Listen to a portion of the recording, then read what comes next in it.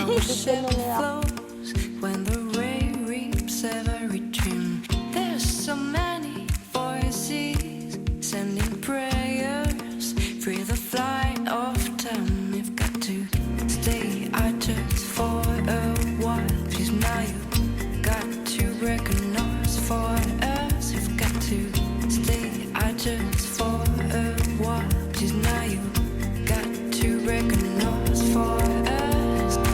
Katrina, my loves. Dalawang waited for wedding natin. Eto na.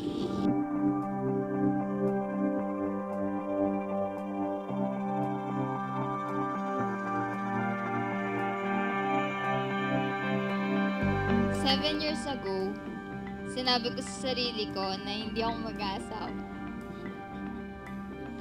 Tatanda akong dalaga, magiging mayaman na tita para mang-spoil ng mga pamangkin. Magta-travel kung saan ko man gustuhin. Alam yan ng mga friends ko nung college, kaya naman, ang unang tanong nila sa akin nung nalaman nilang sinagot na kita 5 years ago, akala ko ba di ka mag-aasawa?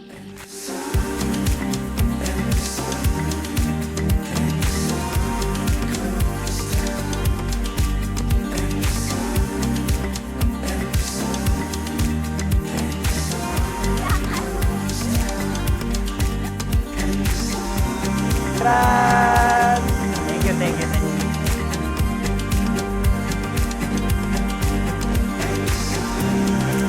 Nahuli ko yung cellphone niya po. Habang naliligo siya, yung cellphone niya po walang password.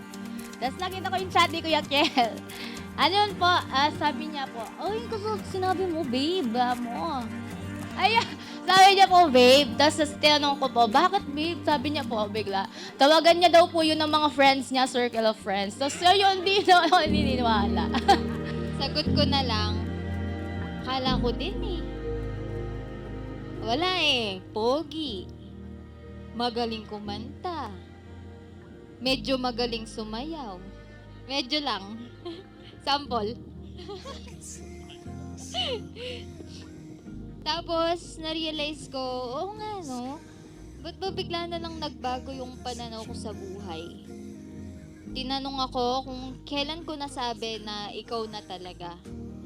Sabi ko, nung hindi ko na nakikita yung sarili ko sa future na hindi ka kasama. Sobrang swerte ko dahil binigyan ako ni Lord ng maintindihin, maalaga, mabait, mapagmahal, at napakagandang mapapangasawa.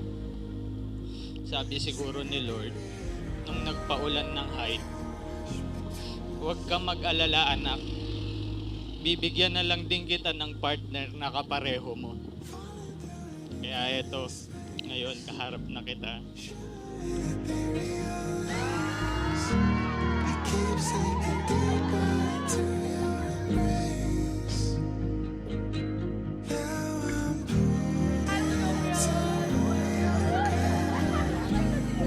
Today, I vow to cherish you with all the love my heart can hold, to stand by your side, and to love you deeply until all the oceans run dry. I vow to be your partner in every adventure, to chase sunsets with you, and to create our beautiful story together. That was when everything changed. I was suddenly aware of the magic in the air.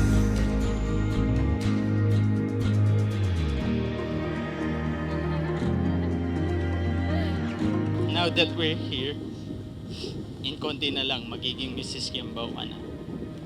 All I can say is I will be a provider, protector, and a shelter for you and our future family. Sabi nga sa Marilag, haven't felt so divine till I look in your eyes. I see my future. Today will start my future with you as my wife. I know that as we walk together, we will face it with love, grace, and an unshakable belief in the beauty of our journey ahead. I love you, Ezekiel Yuven Santos Kiamba. 義務だと思うんだ